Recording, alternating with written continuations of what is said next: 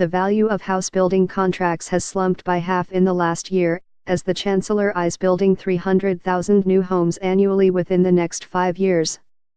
Research by Barber ABI found that house building has stalled after a summer boom, as the value of contracts to build homes fell by half to £1.6 bn in October, compared to £3.2 bn last year.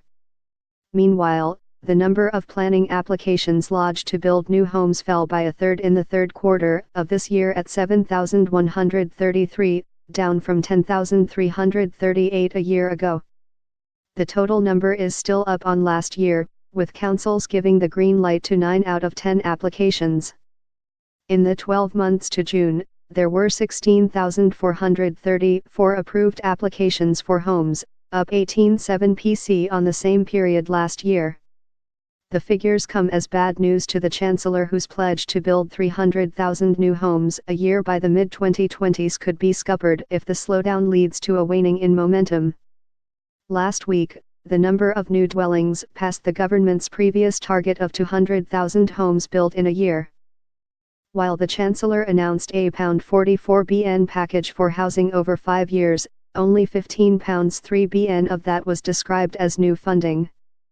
However, the Resolution Foundation said in its analysis of the budget that only £9.3 bn was additional money for supply-side investment, with the rest made up of previously promised pots of money.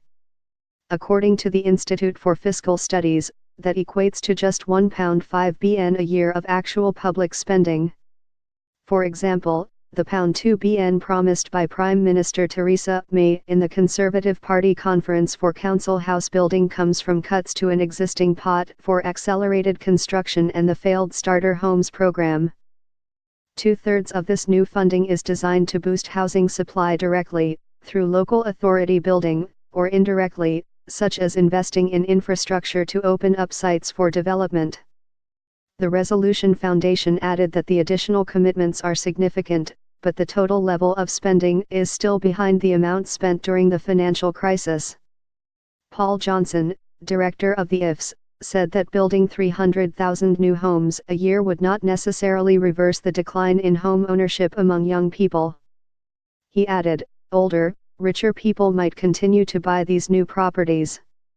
They will stop doing so only when they take the view that the return in terms of rent and capital gain is not worth their while. The consumption value of housing needs to rise relative to its investment value. That's how the actuality and promise of more house building can tip the scales in favor of younger buyers.